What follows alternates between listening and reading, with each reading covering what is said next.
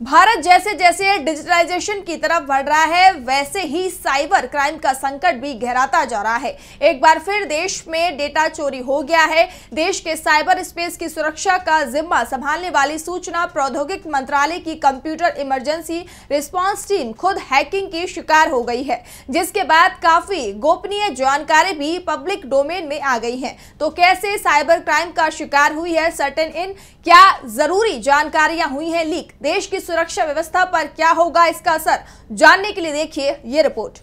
एक तरफ भारत को विकसित देशों की श्रेणी में लाने के लिए डिजिटल इंडिया पर जोर दिया जा रहा है, तो दूसरी तरफ इन कोशिशों पर साइबर क्राइम की तलवार लटकती हुई नजर आ रही है।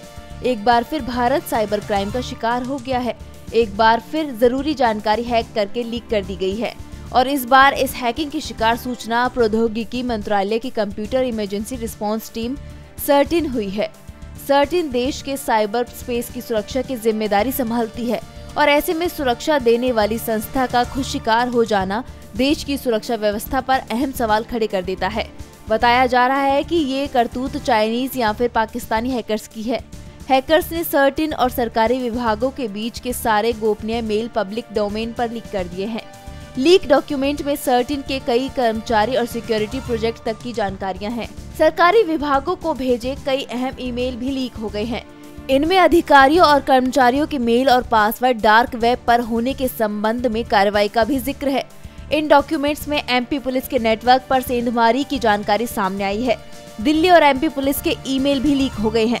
लीक दस्तावेज में देश की सबसे बड़ी डिजिटल लैब ESF की इंटरनल रिपोर्ट भी शामिल है। इस रिपोर्ट में बताया गया है कि 53 सरकारी विभाग और निजी कंपनियां रैनसमवेयर अटैक का शिकार बन चुकी हैं।